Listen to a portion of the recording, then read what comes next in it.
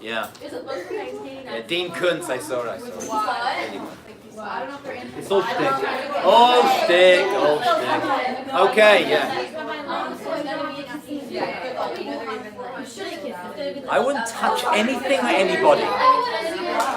Just my rule is, don't touch anything, anyone, and if you can, fill your bath with Purell. Incredible. That was Minish Mind, by the way. That's very, very weird. Okay, let's go. Books out. We have to learn still. Let's go, friends. We have a lot to do. We have a lot to do. Today we're going to talk about time. Phones away, please. Can I wipe it down first? Time. Wipe it down first, yeah. Today we're going to talk about time and how time works. What is the Hebrew word for time? Not what... Zman is correct. Zman.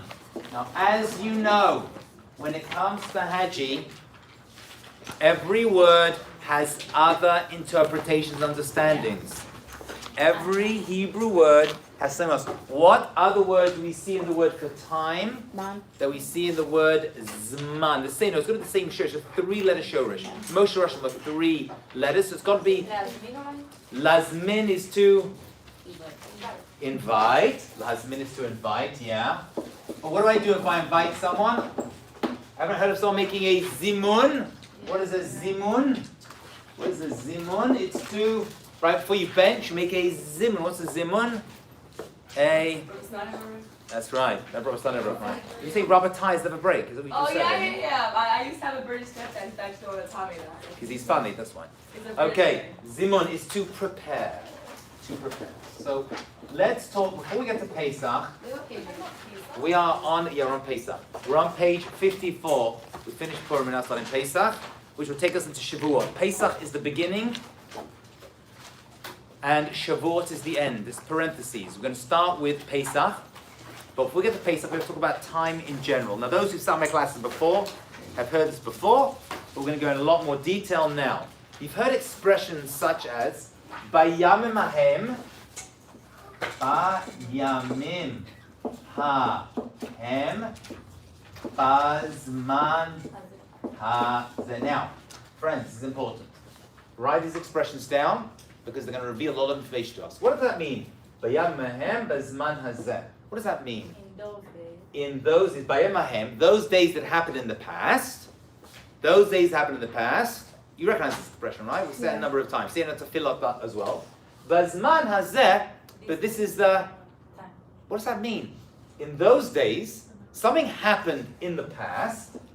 This is the past. So what's this? What's bazman hazeh? Here, the time that is now. What we're talking about? So it means now. Now, at... This thing. Guys, you got to follow. This is really important. The rest of the semester will not make any sense. Yeah. Invite, prepare now at this date or... So, here we go. Let's do it like this. We're doing a lot over here. Time in Hebrew is called zman. We said the word zman means time, but it also means something else. What does it mean? It's related to another word which is zimun, lahazmin, to invite, to prepare. What's the relation between the word invite and prepare and time? These are connected. These are connected. The word zimun, which is the same shorish as zman, time, means to prepare and to invite. You make a zimun, you're like, I invite you, let's prepare ourselves to say Birchat HaMazon. That's what zimun is. Are you with me so far? Very good. There is another expression where it says, Bayamim Ahem, Bazman Hazeh. Bayamim Ahem means in those days, which means something happened in the past. Something important happened. It could be that Mordechai and Esther saved the Jewish people at Purim. It could be that the Maccabees managed to push away the Greeks. It could be that the Jewish people were taken out of Egypt. It could be that the Torah was given at Mount Sinai. It could be that the Jewish people lived in Sukkot. A number of things happened in the past. We are going to celebrate those things. When exactly do we celebrate those things? Bazman Hazeh, at this time. What's this time mean? If it happened in the past, what's the Zman got to do with it? That's the question we're going to try to figure out. When we figure this out, this expression, which we say on holidays, is going to make a lot more sense. So to understand this and the relationship, are you with me, sister, between time and prepared is that, one second. Let's just get through the information. We'll take questions in a minute. Let's just digest. Let's digest our coffees and the information. And then we'll say something really important, which will change actually all the holidays for you. That everything that happened in the past, that entire time is happening now. That is what we're saying. Everything that happened in the past happens again when? At the Zman. At this time. It happened in those days, but it's happening again now. What's making it happen again now? The Zman. The Zman is making it happen. The Zman has the ability to recreate, not just commemorate, but recreate the time itself. What does that mean? So let's talk about time in general, first of all. How do we view time in Judaism? How do we view time? Like a circle. So, right, not a circle. This is how we view time, as a linear reality. You look at most textbooks, right? Open most history textbooks, right? You use as a kid, or my kids use, and time is linear. Here's 0, right? Here's 50, right? Here's 1776, yeah, and here's 2020. Okay, so time is linear. That's how most people view time, as a linear reality. There's past, there's present, and there's future, and none of them, listen very carefully, none of them have any real relationship with each other. Really, this isn't a line, it's a series of many dots. That's really what it is. Like that, right? So when you're standing over here, you have no real relationship between what happened in the past, because the past is gone, and the future hasn't happened yet. You with me? Yes. Go with this. It's philosophical, but it's going to have practical ramifications, many of them. So there's no relationship. If I'm standing there, but let's say I want to commemorate something from the past, which we do, right? We have Thanksgiving, for example, using the secular calendar. They chose a date for Thanksgiving. What date did they choose for Thanksgiving? Last Thursday, November. The 4th Thursday. Very good for Americans.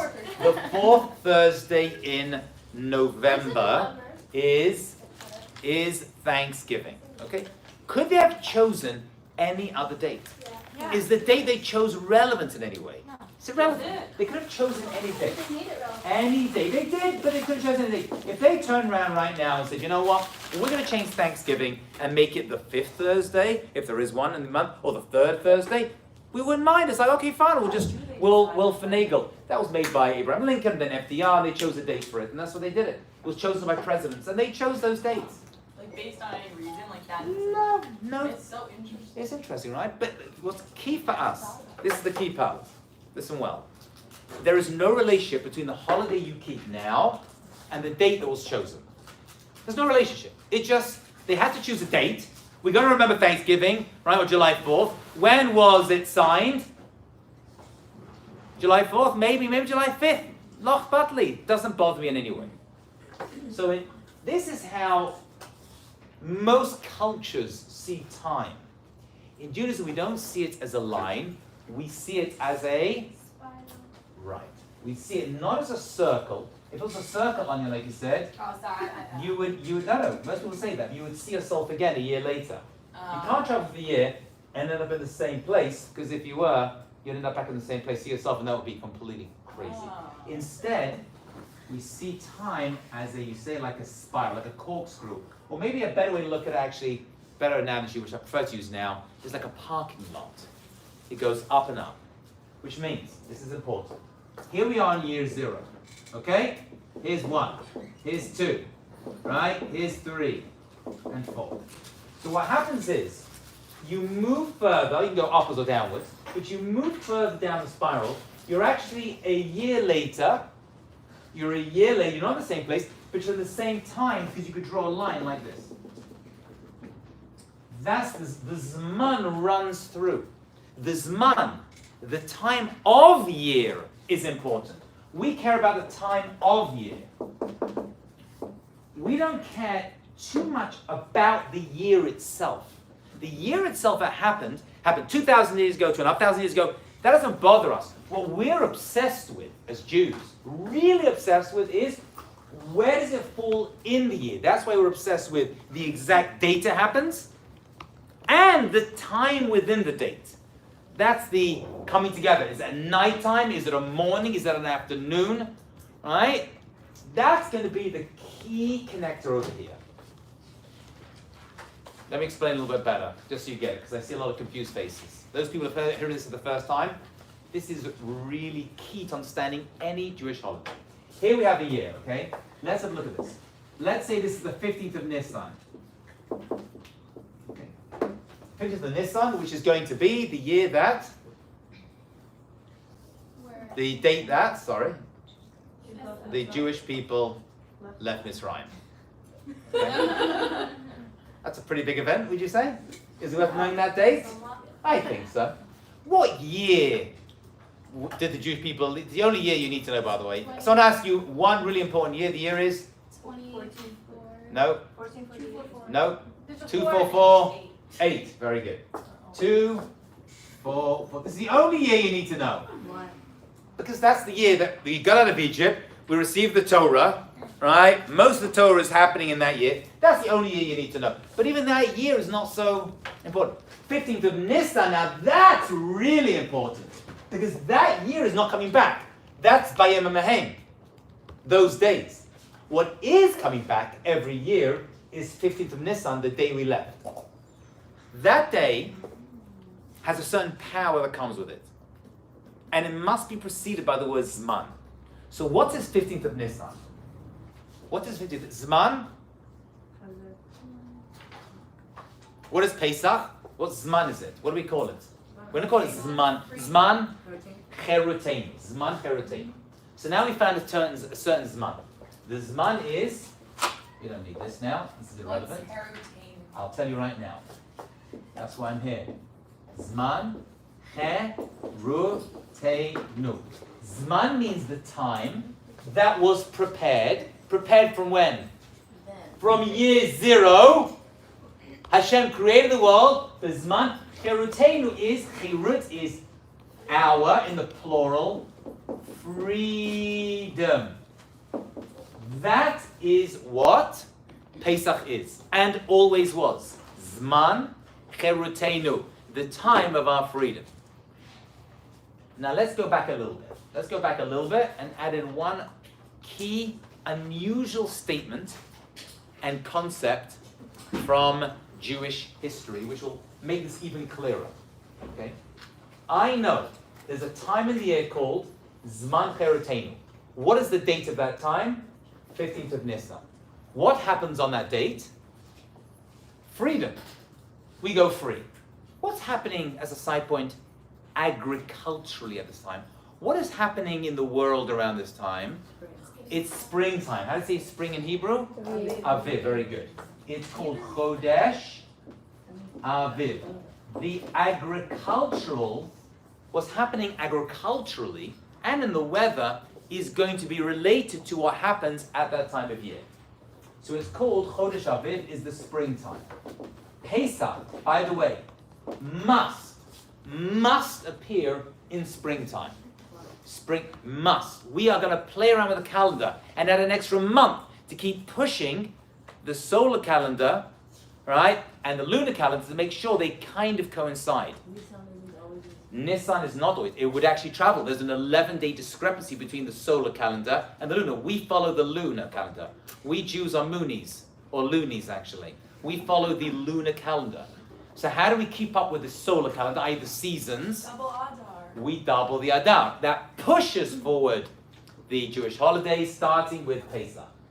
Because it must appear over here. Okay, bank this information. We're going to come back to it. Is there a reason for that? Yes, absolutely. A very big reason. It couldn't occur anywhere else. One second. Let me just go through this and then we'll get together. Let me just download some information and then we'll take the questions based upon it. But this is important. Chodesh Aviv is when it must appear, springtime. Springtime is a time of freedom, right? The plants and the fruits will coming out of the ground, right? That's why people go free. Summer's too hot to get involved in going free. Winter's too cold. But springtime, right? The Arab Spring, right? We're all about go free during that time. Okay. So it happens to be that agriculturally we see this idea. What idea? That the 15th of Nisan, which is the beginning of spring, is a time of freedom. Where do we see this? So we see that Avram Avinu welcomed guests into his home. There were 3 guests. And we know that he gave those guests ugot. Ugot. What are ugot? What are ugot? So we translate in modern Hebrew as cake, but that's not what it means in the Torah. The Torah word ugot actually means matzah, is correct. Ugot equals matzah. How do I know? Because we're going to see when the Jewish people leave Egypt, they're going to take out ugot matzot with them on their backs. So ugot equals matzah. Say Chazal, Rashi included, this isn't Kabbalah. Rashi mentions this. Why did Avraham Avinu, when you welcomed the guests into his home, listen carefully, why did he feed them matzah? Because it was Pesach. Here's the question. How could it be Pesach if it didn't even happen yet? The Jewish people didn't even exist. Because there is a time of year. You're right. There's a time of year called Zman Cherutenu. There's a time of year. Zman is the time. It's called Zman Cherutenu. And that time is the time of freedom. Somehow, and we don't know how, Avram Avinu knew that this is a time of freedom. He knew. He understood. He was a Navi, he was a prophet, God spoke to him, whatever it was, and he understood that at that time the food you eat is matzah. Which means, and this is the key statement, we don't celebrate Pesach because the Jewish people left Egypt. The Jewish people left Egypt because, finish it, it was Pesach. It's the exact opposite. We don't celebrate Pesach because the Jewish people left Egypt. That is one example. It's the opposite, it's the other way around. The Jewish people left Egypt because it was Pesach. That means they came to that time of year. What is that time of year? Freedom time. Who says? It goes right back. Avraham Avinu knew it. It always has been since year 0. God he was Zamen, he prepared. He invited in the year, there's something called the fabric, in the fabric of time, he put a thing called freedom. Why is that important to us? Why is that important to us? Because we don't celebrate, one second, Mikol. We don't celebrate past events. We Celebrate history? No. No? No, not celebrating. We are reliving. It's happening again. Bayam Mahem, this is the time. So in other words, they went free. Let's celebrate. What do you care? Your great-great-great-great-grandfather and great-great-great-great-grandfather going back 80 generations were slaves in Egypt. What's that got to do with me? Okay, fine, they were taken out. Okay, that's good.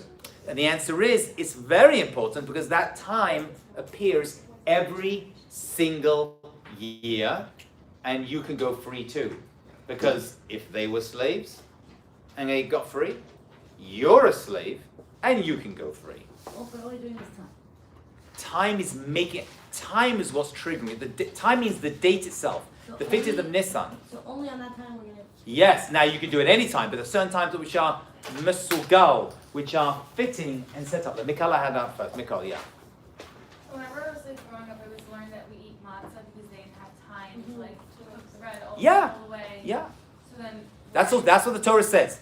And the answer is, that's true. That's true. There's some connection between the event and the matzah.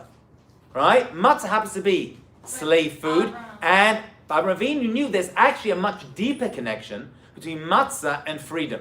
Why matzah? Why that particular food represents freedom? We'll see. It's the way it's made, it's what's inside it, and what isn't inside it, and the speed by which it is made. Okay, so it's going to be connected. Not just some random food that happens to connect us. The food itself is going to represent the mitzvah, not the food. The mitzvah of matzah is going to represent, when we get to matzah, we'll discuss it, what happened. The two are connected.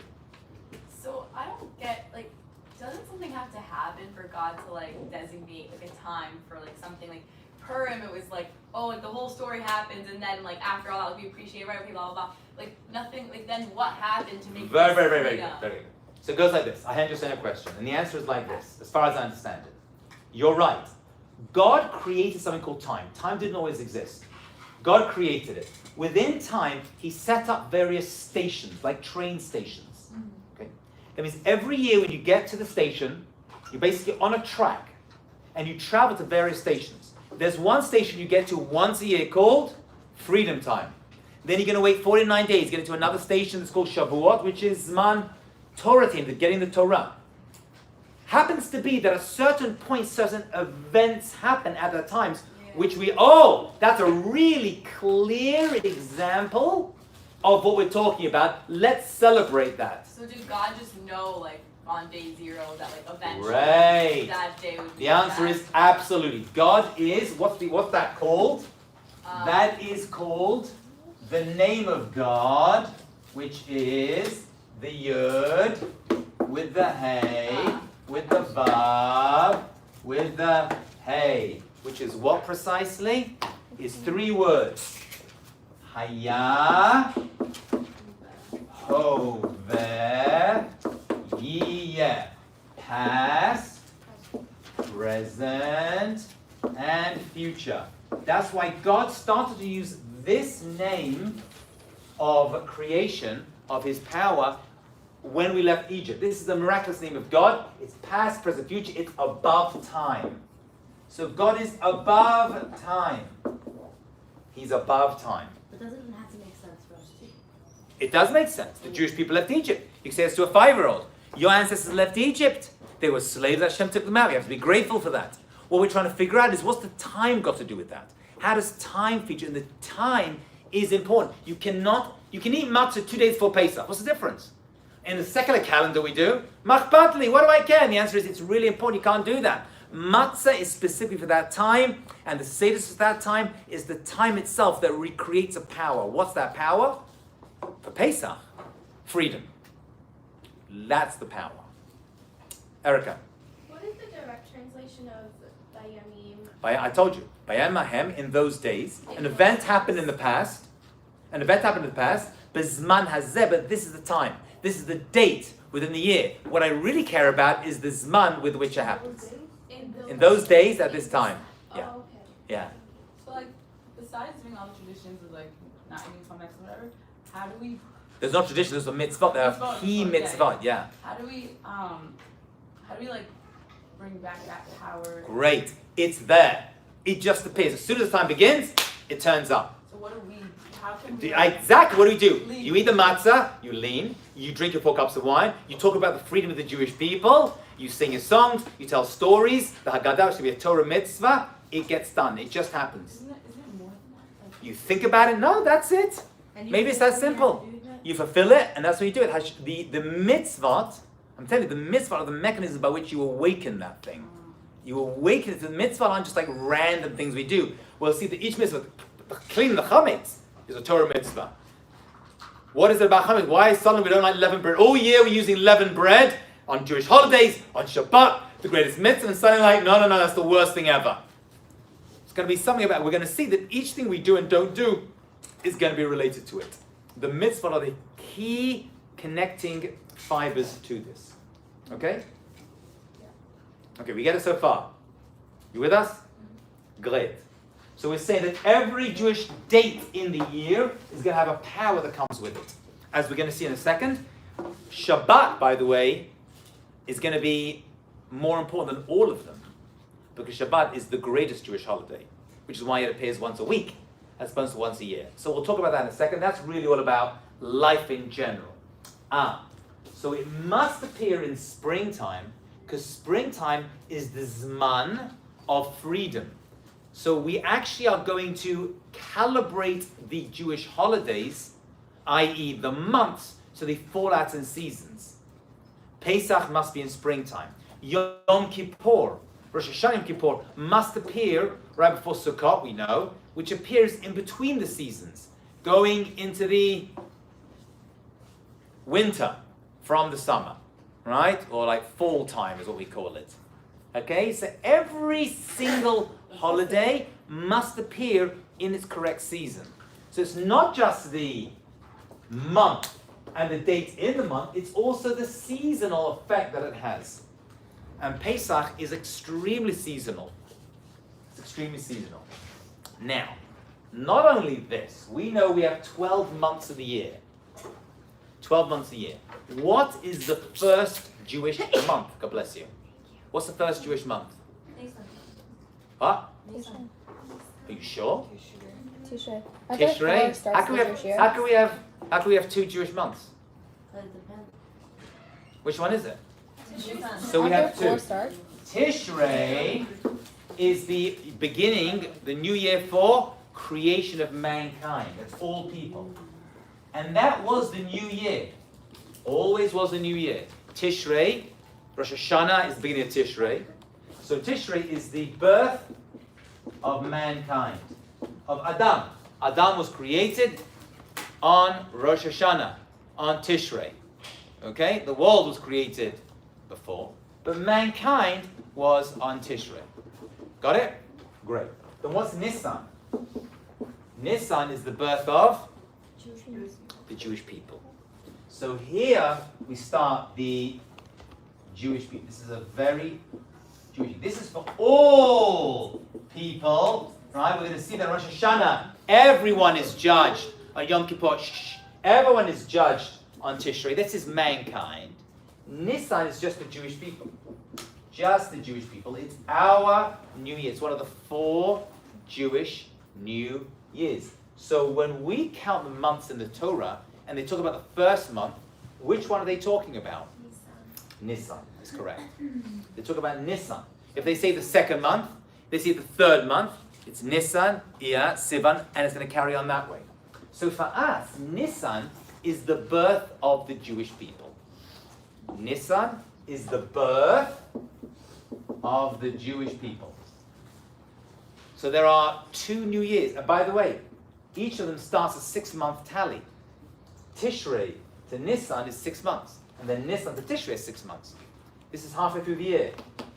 Or maybe the other way around. Nisan starts the year, and then 6 months later, there's a reckoning of all people. Maybe that's the way to look at it. Okay, are we getting this so far? Is this new concepts to many of you? You've heard this before.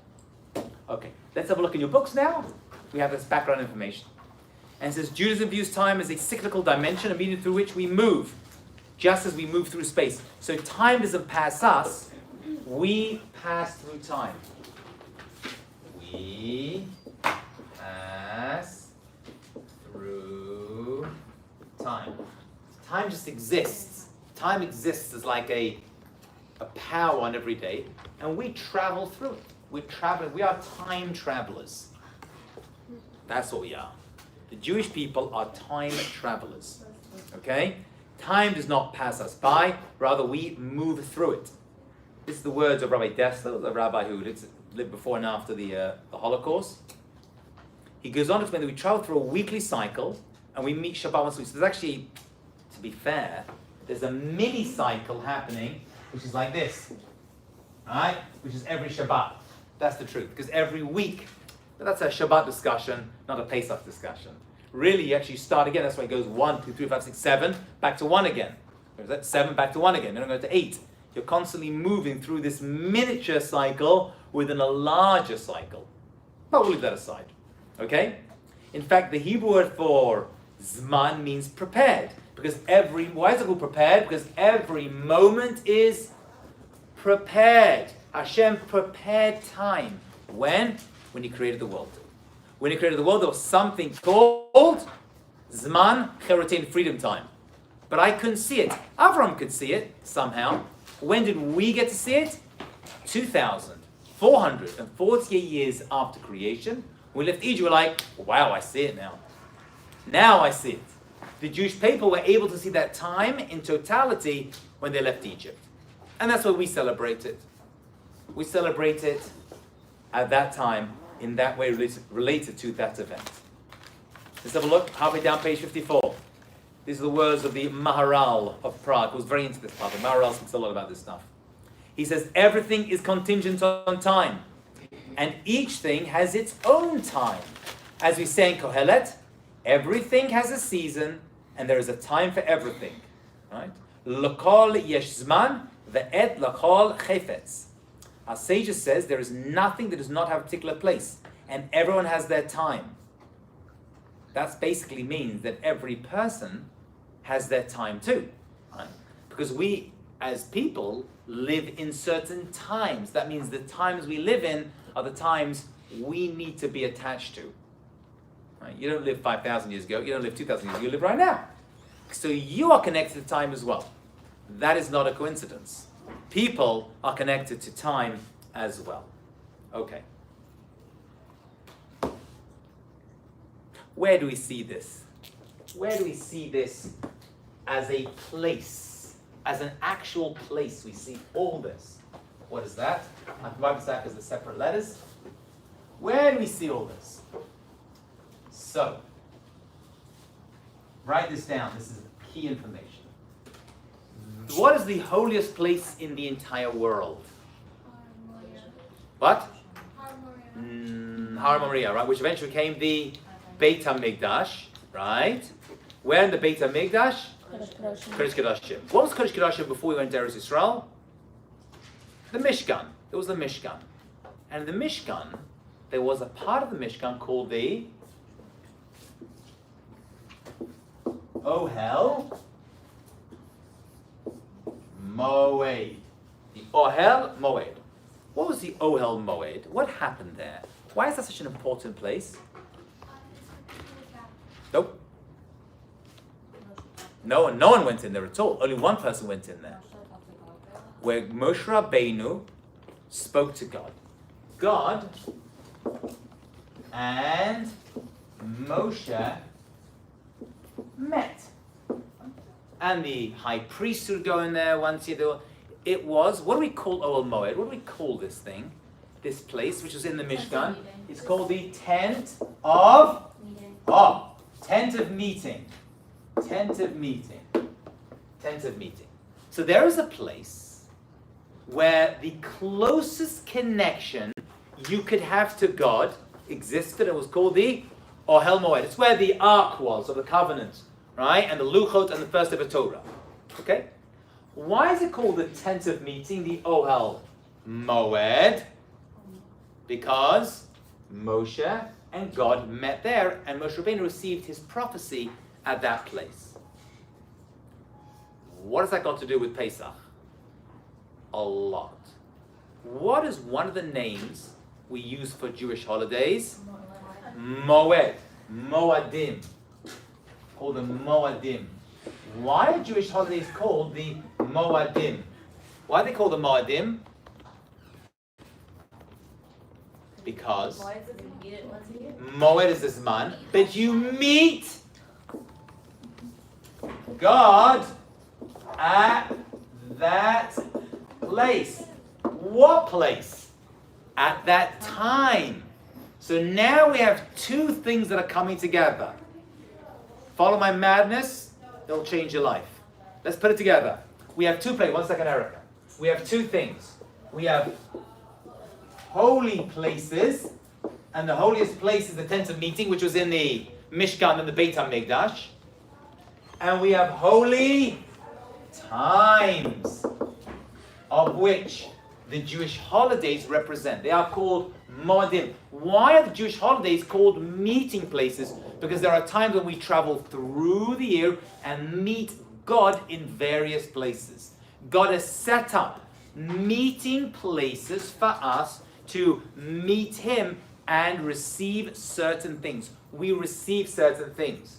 So the Jewish word is Moadim.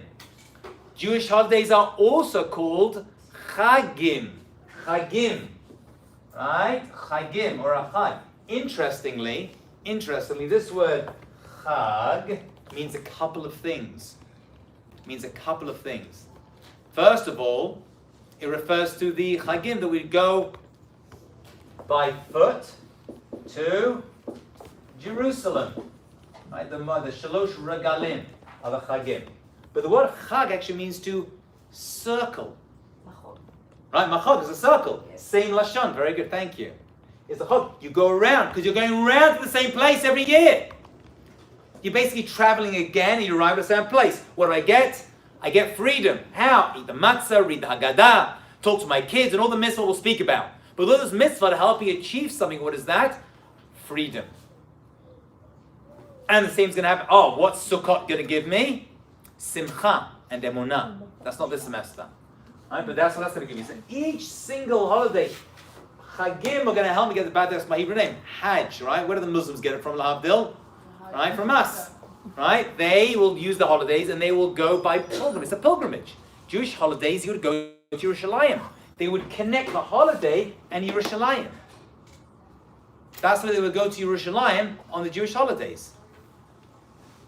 They are called Shalosh Regalim, 3-foot festival, because they would go by foot to Yerushalayim. Can you repeat the last thing you said about the chag in the circle? So the word chag, which we call Jewish holidays, v'samachta b'chagecha, also means chog, which means to go around, means a circle.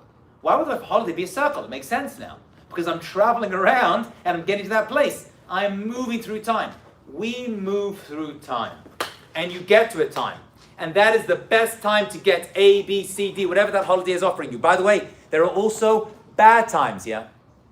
I'm confused how God and Moshe, like, the place where they met was in Har HaKadosh Sinai. Baruch Hu, not Har Sinai.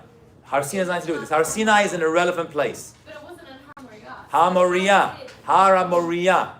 Har Moriah is the future place of the Beit HaMikdash. But the Mishkan was the precursor to that. The Mishkan is the precursor to that. But you said that it's like a, isn't it a space between the... At a certain place on that mountain, right, called the Oel Moed, which is one the Mishkan, and then eventually became the Kodesh Kodashim, the Holy of Holies. Yeah. So there are also bad times in the calendar. How could that be? There's a time called Tisha B'Av. Tisha B'Av. That's a bad time. How do you have bad times? That is the Zman for Avelut. So, it's the same thing. It must have been there from creation. It had to have been there. And then you're going to have to say, well, what one event triggered it? We know what triggered Pesach, coming out of Egypt. But where can we see Tisha B'Av? So that was, what's the first ever Tisha B'Av? Wait, it has to go right back to the Torah. Has to go right back to the Torah. Must be in the Torah, because it's part of creation. Sin of the spies. They came back with a bad report. That's how Moshe Rabbeinu with a bad report at the Meraglim. And what happened? Hashem's like, oh, you're crying tonight because of this? You're crying about the Tisha B'Av. It has to be rooted somewhere in the Torah, because it's the fabric of time. Which is why, as a side point, we make such a big deal out of Purim and Hanukkah. How can you create a holiday? Either it exists in time or it doesn't. You hear the big deal? You can't create a holiday. Either it's part of the fabric of time. How can Purim turn up 2,000 years ago? Oh, we have another holiday. You can't just create a holiday. Either it's there or it's not there. So what do? It's there. I'll find it for you in the Torah. Where's Haman in the Torah? Where's Esther in the Torah? Why do they do that? They're like showing you, oh, it was always there. You see, they bend themselves into pretzels, right? Twist themselves trying to figure out where is it in the Torah itself, because they are trying to find a fabric of time connection to it. Is everyone following today? Are we with me? Yeah. So if they say it should also be like that. That's a big deal. That's a big deal. For example, they try with Yom Ha'atzmaut, and then some people say, you can't mess around with time. How can you do such a thing? You can't create a new holiday, right? It was a big discussion in there. And something, no, that's like a commemoration. And so they know, people treat it as a holiday. They say, halal. I mean, it's all based upon this root challenge of how can you create a new Jewish holiday. That's a big deal. Not so simple. And some say it's nothing. You're just like celebrating a great miracle that happened to the Jewish people. And it's a good thing to do. Right? But that's the root of it. Okay. So let's go to the bottom, page 54. You can see it inside. So as we travel through the annual cycle, we meet various festivals. We meet Moed. You meet because you're traveling here. You're going on a journey. You go on the train tracks. Station number 1, Pesach, 15th of Nisan. Station number 2, number 3. Each holiday comes that thing. The Jewish festival called Moedim, a word that translates literally as meetings. The festivals are meetings in time. But what is it that we meet each year? What are we meeting? I don't understand. Well, I'm meeting, but who am I meeting? I know when, because that's in the Torah. But what? What am I meeting?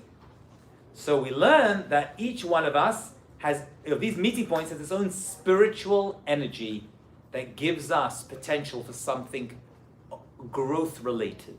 That's what we're saying. Each of the Jewish festivals carries a spiritual gift with it, which appears in that time. Let me give you a clear example. Let's say it's December 31st, okay? And we'll use, I don't know, Elisheva, we'll use you. Elisheva, I invite you to Times Square. This is this example.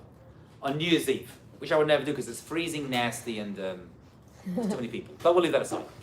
And I'm over there. And I show you around, I'm like, oh, there's a party, there's people standing over here. Okay. A year later, I invite you to Times Square again for the new year. Do you see your previous self? No. But you're in the same place. What? Could I have left something there for you from year to year? Yeah, I could have, right? I could have. So we are seeing time and space as connected. Just like you go and revisit a place and pick something up from that place, you can revisit a time and pick something up from that place as well. Avraham Avinu left something in that place for us. Sarah and Esther? Yeah, could be, right? Time and space, right? Sarah was the queen of time, and Esther was the queen of space, of place. Yeah, they are living personifications of these ideas. So you can revisit a place and grab stuff, but how can you revisit a time? Because time and space are connected. So you can get to a time, and someone can leave something for you there.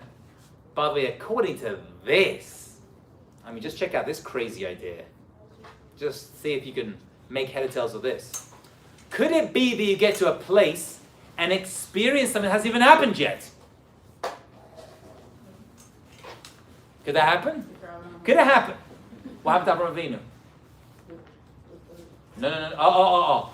He wasn't experiencing that which hasn't happened yet. He did at various points. But actually get to a place, a physical place. He got to the time. Can you get to a certain place and be like, wow, something's going to happen over here? Yeah, the Mount Warrior. What? Yeah, but he's not experiencing. Hasn't happened. He's not experiencing that yet. Avraham Avinu chased certain kings, and he got to a location, and he became weak. Why? Because he felt in the future, at that place, some of his descendants would worship idols in that place. He was so tuned into this, Rashi. He was so tuned into this that he got to a place, he's like, oh, something bad's going to happen here. He was so in touch with time and space that he could even experience something that hadn't even happened yet at that place. But can't you change it? That's possible. But they didn't change it. It happened. Why didn't he change it? He couldn't change it. It wasn't his position. It wasn't his job to change it. They had to either do it or not do it. Everyone's got free will. What's the point of praying? Maybe he did, maybe he didn't. But they decided to act on it. Well, where the place is today, we don't know. But that's where it happened. But wait, who were the people who... Okay, one of the kings was chasing the kings. He chased them up to a certain point. The 4 kings against the 5 kings. He got to some place, done I think, and he experienced something that hadn't even happened yet, but in that place. It's an unusual example. It's a real, far extension of how far this idea goes. But people can do it. I'm just saying, it happened to Avraham Avinu. I don't know how he did it, but he was able to do it. Okay, let's look inside. So what's Sukkot? Sukkot is Zman Simchatenu, time of our happiness. Passover, Pesach is Zman Cherutenu. Shavuot is Zman Matan Toratenu. So each one of the holidays is a Zman of something, not an event. The event is just an example of it. But really, the Zman itself is bigger than the event. Can you see that? Are we making sense of it? The Zman itself is the Zman of Torah. True, the Torah was given at that time. But the Zman itself is giving me Torah. So if you look on page 55, we have a nice little checklist of each holiday and what that holiday does. So start with Shabbat, which is its own category. And Shabbat consecrates all life. Okay, so we'll leave that aside because that's not part of that's part of this cycle and not the big cycle. So we start with Pesach. So Pesach is the physical creation of the Jewish people, which is going to last for generations. The physical creation of the Jewish people. Shavuot is the spiritual creation of the Jewish people who receive the Torah. Rosh Hashanah Yom Kippur is the examination of life. So that's the break.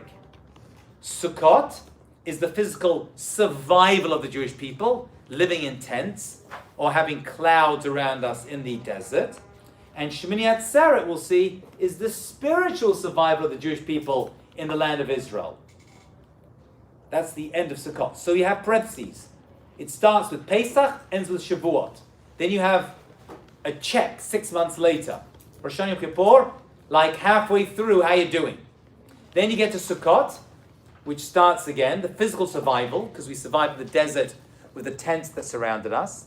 And that ends on Shemini Atzeret, 8 days later, with the spiritual survival of the Jewish people. That's what Shemini Atzeret is all about. It's its own holiday. And then Purim and Hanukkah are the physical survival of the Jewish people in exile, and Hanukkah is the spiritual survival of the Jewish people in Galut and exile. So they come later because we weren't in exile yet. So Purim and Hanukkah must appear later. Can everyone see the pattern over here? Can you see the pattern over here? There's a gradual pattern of physical, spiritual. Stop. Pesach, Shavuot. Physical, spiritual. Sukkot, Shemini Atzeret. Stop. And then Purim and Hanukkah come later because now we're in exile and it's physical survival. We said that's Purim. Spiritual survival. That's Hanukkah. Yeah, of course you do. You're welcome. The order's important, right? Yeah, the order's important. It is important. Okay, are we clear on this? Any questions? If you have any questions, you don't know what I'm talking about. Yeah. Can I have an extra credit on the final for the 12 months? No, you get a credit. Go. Can you write the order? Yeah. We'll do the order. Let's do the order together. You know what? Let's do a nice drawing for you. Because drawings help, right? We need to picture it. We need to picture it. So picture it like this. Picture like this. If I were to do a diagram, which you'll do better than me, you'll do it like this. On top you have Shabbat. Shabbat is the crown. Shabbat represents all life. That's all life and existence. That's why it appears in the Aseret Divrot, and it's the most important Jewish holiday. It's all about Shabbat. Right? Shabbat is the equal to all of the mitzvah. Then you have the first, and that's Pesach. What's Pesach? Pesach is the physical creation of the Jewish people. We were created at Pesach. Physical creation. Right. That takes us to Shavuot. What happened on Shavuot? Torah is given. That's the spiritual. Sorry, I ran out of room, but you got me, yeah? Creation of the Jewish people. Yeah?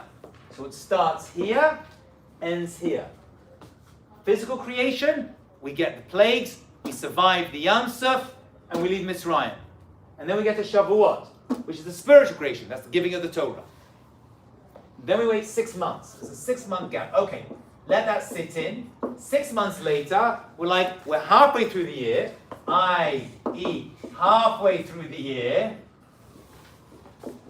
Yeah? And now we're like, oh, how's it going? How's it all going? Well, how do I figure out how it's going? We examine life. We examine. There's a halfway through. This is halfway through the year. ... Then I have Rosh Hashanah. And Yom Kippur. So that's like halfway through. How are we doing? Let's stop. Let's take account. There's an accounting. I'm going to take an account. Okay. Right after this, you've done your examination of life. I've done like a course correction. You know course correction? That's really what this is. It's like a course correction. I'm halfway through the year. I'm like, how's it going? How's this whole enterprise that we started at Pesach and Shavuot, how's it going? So it occurs 6 months later. Then, right away, literally right away, 4 days later, we start the next one, which is what? Which is Sukkot. What's Sukkot? What do we say? Wait, what's for Rosh Hashanah and Yom Kippur? I'm taking account. Oh. I'm fixing mistakes. I'm doing course correction. I'm figuring out where I am in life. How's it going? I'm going to fix past mistakes. Got it. All right, everything's taken into account. We're like halfway through. It's like halfway through the semester. They stop you and they're like, okay, how's it going? Like the midterm. Midterm, thank you. We'll put into college words for you. It's midterms. What do midterms do? They help you evaluate and help the teacher evaluate. In this case, God is going to evaluate how you're doing. Got it? Then we get something called Sukkot. What is Sukkot all about? Which comes right afterwards. Now it makes sense that Sukkot has to appear right after Yom Kippur. What's Sukkot all about? What does it say? But what is happening over here? Physical survival. So God's like, now let's talk about the physical survival of the Jewish people. Now we've got the physical survival of the Jewish people, right? Which, by definition, is going to give you happiness because you're physically surviving, and going to give you faith in God because God helps us survive. That's the sign. That's why those are the themes of the day. But so God's about the physical survival of the Jewish people. So I've got physical survival. Well, here I had physical creation, spiritual creation. Pesach is linked to Shavuot. These are parentheses. They go together. These two go together. We're actually going to connect these two with...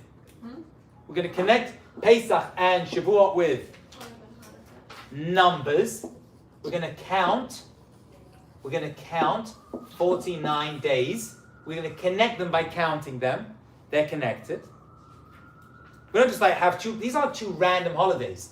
This leads to this. First, physically, you're born, and then you're given your spiritual. Now, then, I've got to physically survive. That's Sukkot. But I also have to spiritually survive. Where do we see that? That's Shmini Atzeret. So Shmini Atzeret, which occurs at the end of, which is its own holiday. It's not Sukkot.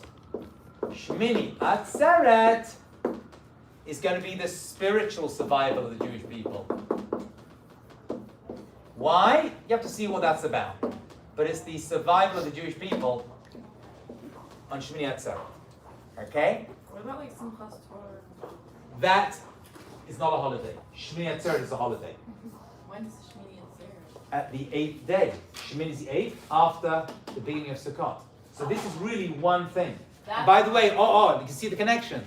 Here is 7 weeks. There's 7 weeks over here, which connect Pesach to Shavuot. And this is 7 days. It's connected.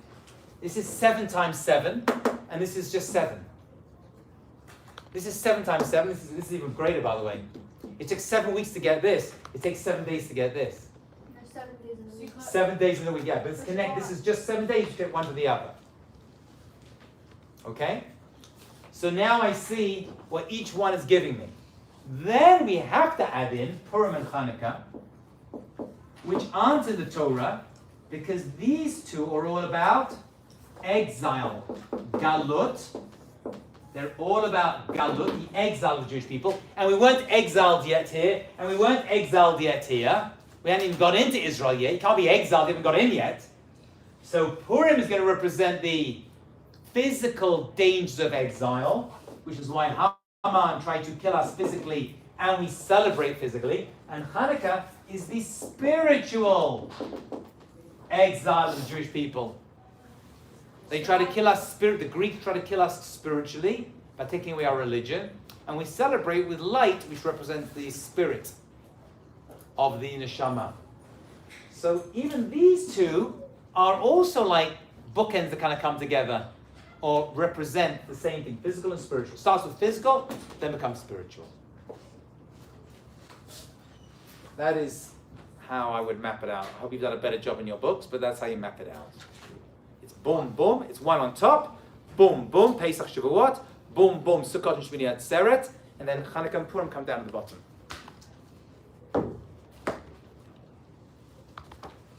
Okay? Is there a significance of 7 between Purim and Hanukkah? There isn't 17 Purim and Hanukkah. No. That's it. Oh. That's it. Those are the two. This is 7 times 7. We count 49 days. And then we count 7 days to get the 8th. Which means, by the way, as a side point, thank you, which means as a side point, that Shmini Atzeret is more spiritual than Sukkot. Which actually, it is. Shmini Atzeret is much greater than Sukkot. It's all about Sukkot, Shmini Atzeret. Just like, why do we leave Egypt? To get to Har Sinai and receive the Torah. This is the main point. This is getting out. But this is what we left for. So to what's the point of Sukkot? To get to Shmini Atzeret. All about Shmini Atzeret. That's the holiest day, because it comes at the end. That's the spiritual. Is that because is it being 7 weeks and 7 days? Is that why in Olam Haba we're not going to have it because 7 represents this world? Nice idea. Olam Haba represents 8. 8 is Olam Haba, L'malam Elateva. But so is that why we're not going to have those ones? Don't know. Maybe. You're beyond the physical. You're in the spiritual only. Yeah, I hear. Okay. Are we good? We get the introduction? You follow? You learn something new? Okay, I'm done. I need a drink. We'll start Pesach properly next class.